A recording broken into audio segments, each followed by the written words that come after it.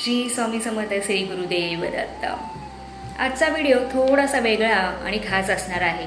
आज मी तुम्हाला माझा स्वतःचा स्वामींचा आलेला अनुभव शेअर करणार आहे आणि तो अनुभव मी आजच घेतलेला आहे। आपण रोज सकाळी उठतो, स्वामींचं नामस्मरण करतो, स्वामींची पूजा करतो आणि स्वामींचं दर्शन घेऊन आपल्या रोजच्या कामाला निघतो।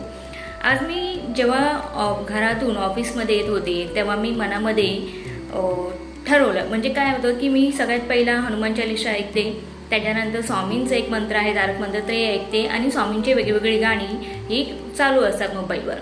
आणि असं चालू असताना ते जे गाण्याचे बोल होते की वेदनेचा अंत स्वामी आणि उन्हामध्ये सावली स्वामी, तर असंच मनात आलं की खूप दिवस झालं नेहमी असं होतं की तुमचे काही प्रॉब्लेम असतील तर तुम्हाला स्वामींचे दर्शन प्रत्येक ठिकाणी भेटतं।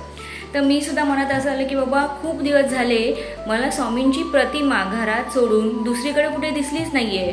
स्वामी माझ्यावर रागवलेत का, नक्की काय? म्हणजे पहिला मला असं होतं की मी प्रत्येक ठिकाणी मला स्वामी दिसायचे। मग मी मनातल्या मनात म्हटलं की स्वामी का तुम्ही माझ्यावर रागवलात का, की तुमची प्रतिमा मला आता कुठेच दिसत नाही, कोणत्याही गाडीवर का दिसत नाही आहे? आणि खरंच जर तुम्ही रागवलं असाल तर मला आज एकही प्रतिमा दिसणार नाही, आणि पण तुम्ही माझ्यासोबत आहात, जर तुम्ही माझ्यावर रागवला नाही आहेत तर 100% तुम्ही मला दर्शन द्या।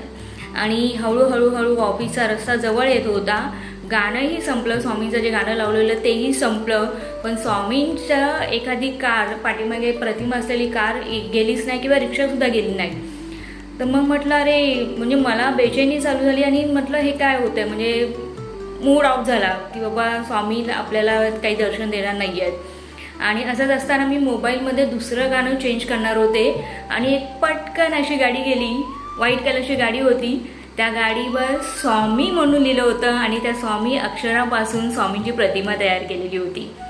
म्हणजे हा अनुभव खरंच खूप तुमच्यावर शेअर करण्यासारखा आहे, कारण की आपण मनामध्ये विचार करतो संकटात असेल ना तर फक्त एकदा स्वामींचं नाव घेऊन बघा, स्वामी तुम्हाला कोणत्या ना कोणत्या रूपाने दर्शन देतात आणि ते तुमच्या बाजूला असतात।